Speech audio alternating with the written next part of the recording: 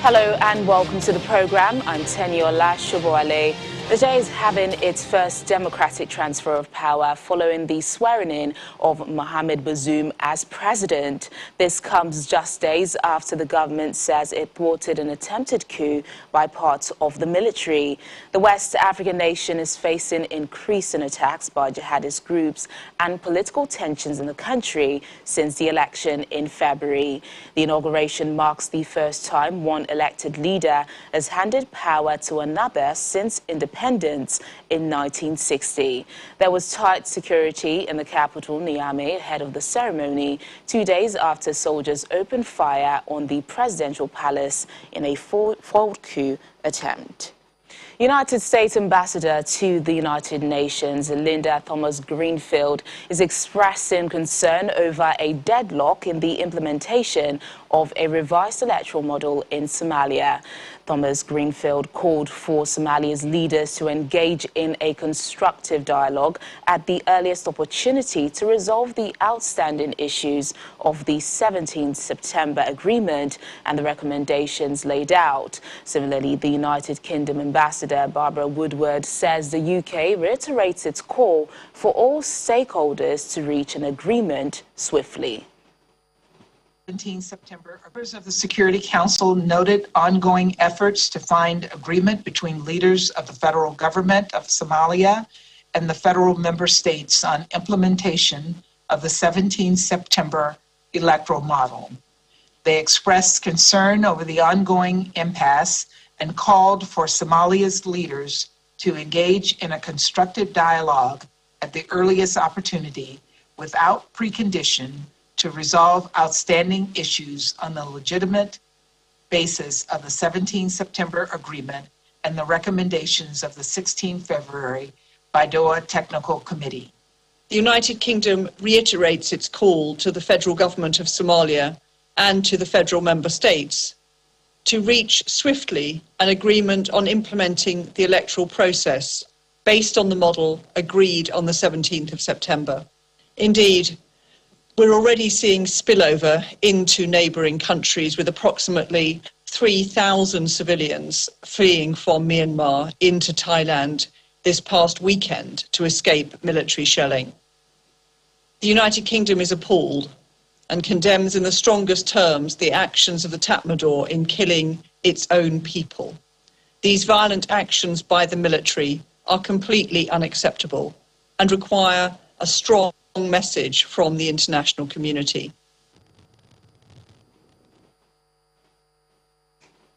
The escalation of violence in the Cabo Delgado province of Mozambique continues to drive massive displacement following the recent attacks by non-state armed groups and ongoing clashes reported in Palma since March the 24th. And that's according to UN spokesperson Stefan Dujarric, who was updating reporters on the situation in the country. The security situation in the gas-rich nations remains volatile and is of concern. On Wednesday, the presidents of Zimbabwe and Botswana met in Harare as southern African states rushed to craft a response to the worsening security situation. The regional bloc is said to be preparing a military intervention in Mozambique's northern Cabo Delgado region, where militant violence has been raging since 2017. Moving on to Mozambique, our humanitarian colleagues there tell us that the escalation of violence in Cabo Delgado province continues to drive massive displacement following the recent attacks by non-state armed groups and ongoing clashes reported in Palma since March 24th. The security situation remains volatile and is of concern to all of us. The UN Migration Agency has already registered about 8,000 people at arrival points in Nangade, Mueda, and Winterpuiz, as well as Pemba. Thousands have arrived today in Pemba and other areas of Cabo Delgado. We have information that hundreds of people are still trying to leave Palma right now, and thousands are making their way by foot, boat, and road. Some are being rescued by the UN's humanitarian air services and other civil society groups. And for its part, UNFPA is pre-positioning birthing kits and essential drugs to support displaced pregnant women and mothers. The World Food Programme says it's ramped up assistance and aims to reach 50,000 people impacted by the attack. And its air service, the humanitarian air service, is also providing an air bridge to transport critical medical staff and humanitarian workers as close as possible to the operational sites. Good afternoon. UK charity Oxfam says it has suspended 2 members of staff in the Democratic Republic of Congo over allegations of sexual exploitation and bullying. The charity said these suspensions were part of an external investigation set up last November into the allegations. A statement follows a report in the Times newspaper that whistleblowers were frustrated at the length of time taken to complete the investigation. Oxfam was hit by a scandal in 2018 involving its aid workers in Haiti. The charity was accused of covering up the use of prostitutes by some members of staff who were in the country following the devastating 2010 earthquake. However, Oxfam denied a cover-up but apologized for mistakes in its handling of the scandal, set up an independent commission into working practices, and stopped bidding for UK government funding.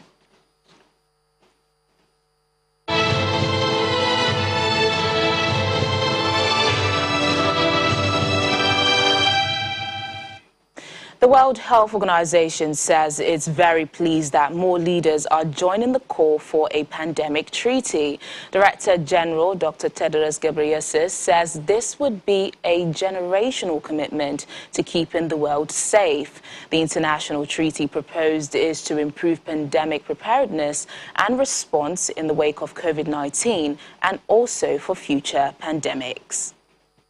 Is that more leaders are now joining the call for a pandemic treaty, which would be a generational commitment to keeping the world safe.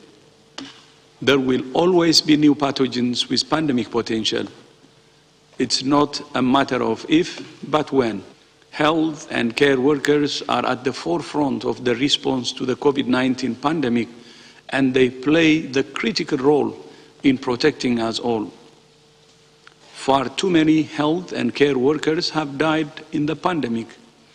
Millions have been infected, and the pandemic has taken a huge toll on their physical and mental health, with devastating effects on their families and communities. Anxiety, depression, insomnia, the stress have all increased. Exhaustion is commonplace, and there have been cases of stigma and even abuse. I give thanks to those that have stood up in one of humanity's toughest periods.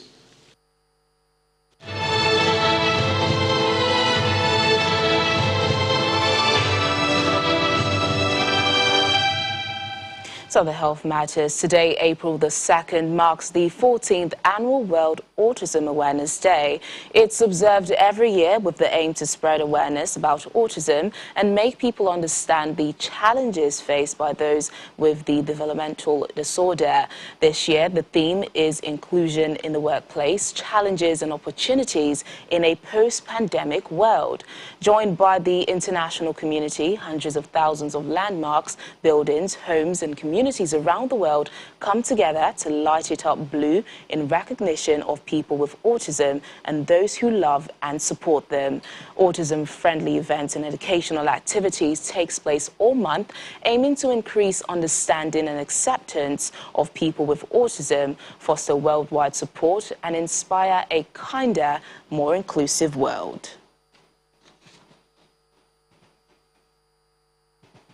Joining us now is Dr. Mashudat Mujid Bello, consultant psychiatrist at the Child and Adolescent Mental Health Service at the Federal Neuropsychiatric Hospital. Thank you so much for joining us on Network Africa. Thank you for having me. So let's begin. Yeah, let's begin with the importance, of raising awareness on this World Autism Awareness Day. Raising awareness for autism spectrum disorder is a very vital motive, such that it is when we understand what it is and what it takes to care for those people with autism spectrum disorder that we'll be able to help them.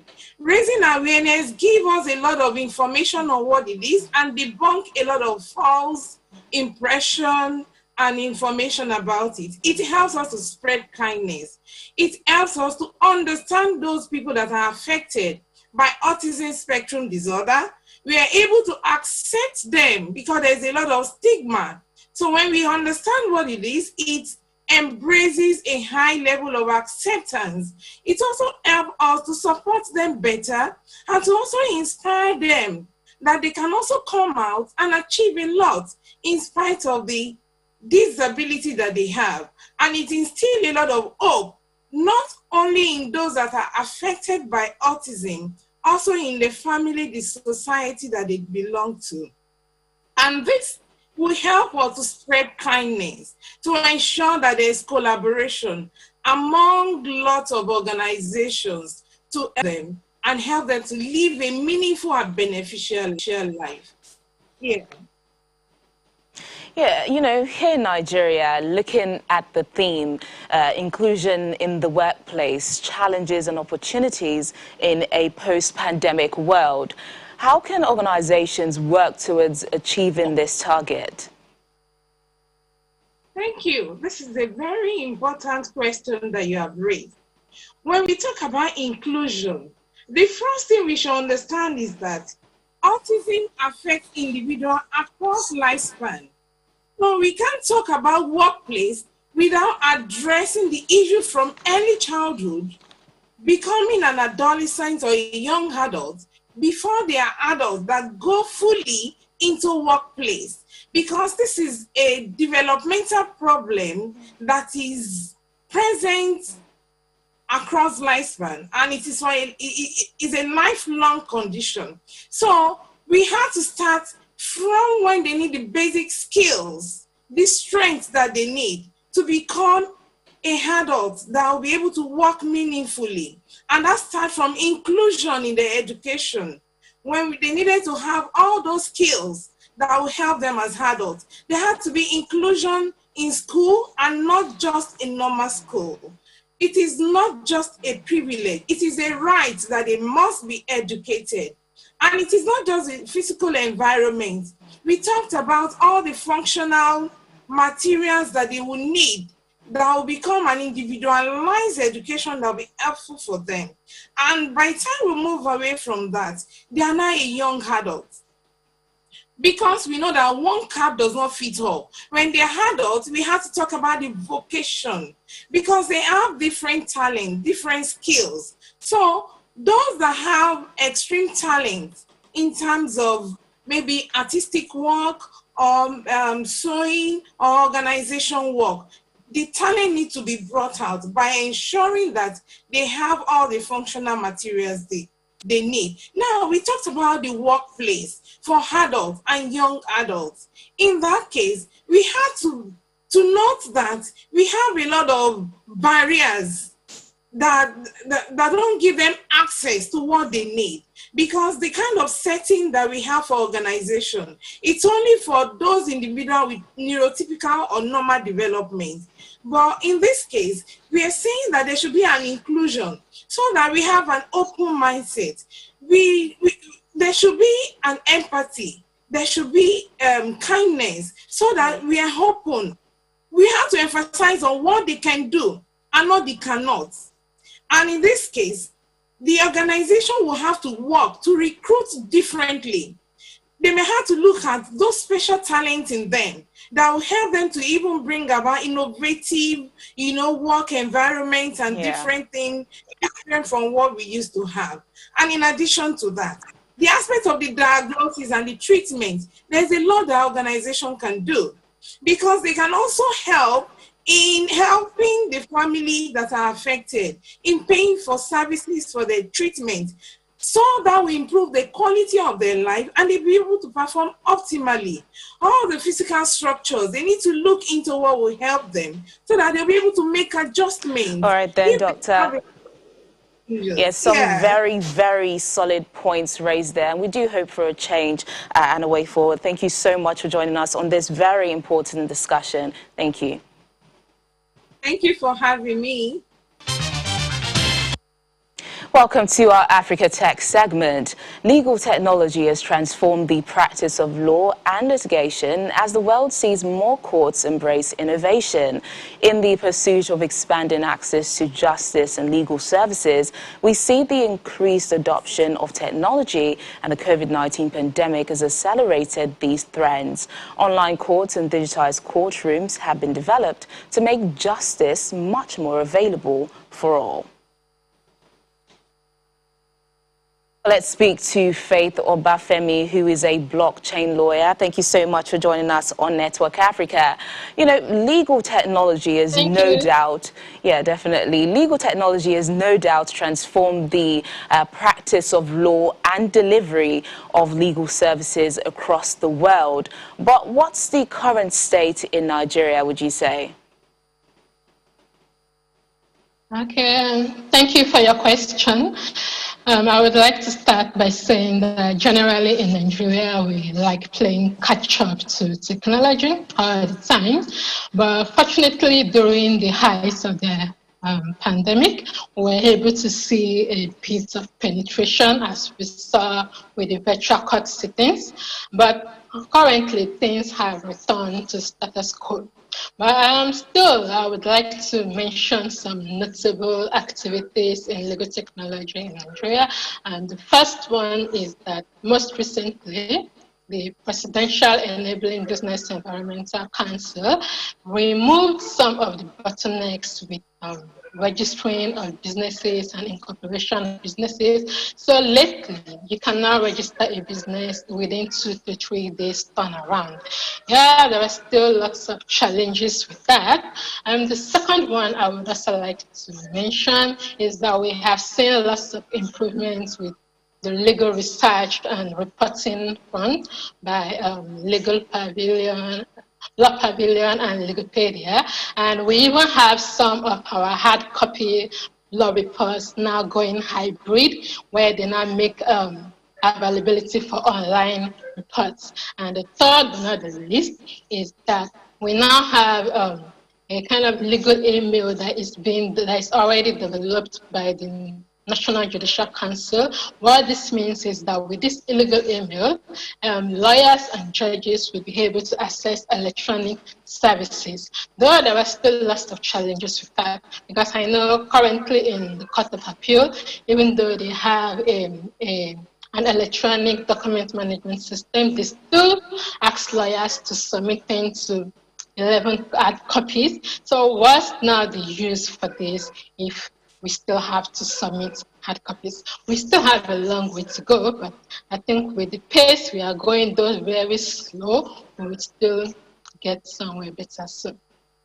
Like you mentioned, you know, we still have a long way to go, but the spread of the COVID-19 pandemic forced a number of courts to embrace virtual sit-ins and digitized courtrooms. What's the effect of this legal tech advancement have on our litigation system?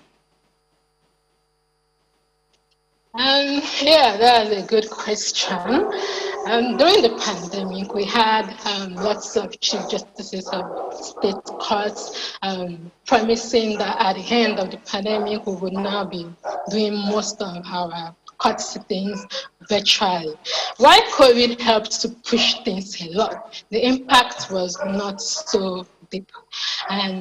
But there are going to be lots of positive effects if this could become a thing, because when we have court sittings virtually, it inevitably means that document management would also be electronic, and that would save us from loss of documents and records by storing it in the clouds, and there won't be the issues like what happened with the Igbo High Court. Now there are lots of documents and records that are gone forever and may never be recovered.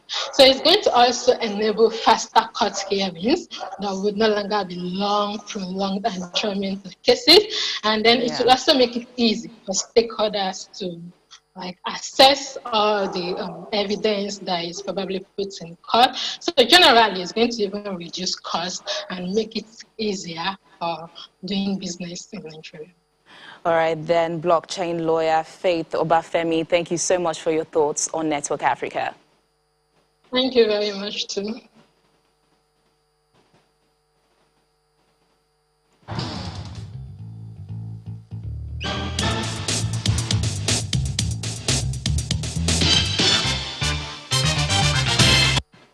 And finally on the program, South African President Cyril Ramaphosa today attended Good Friday church service in honor of one of the country's greatest struggle stalwarts, Winnie Madikizela Mandela.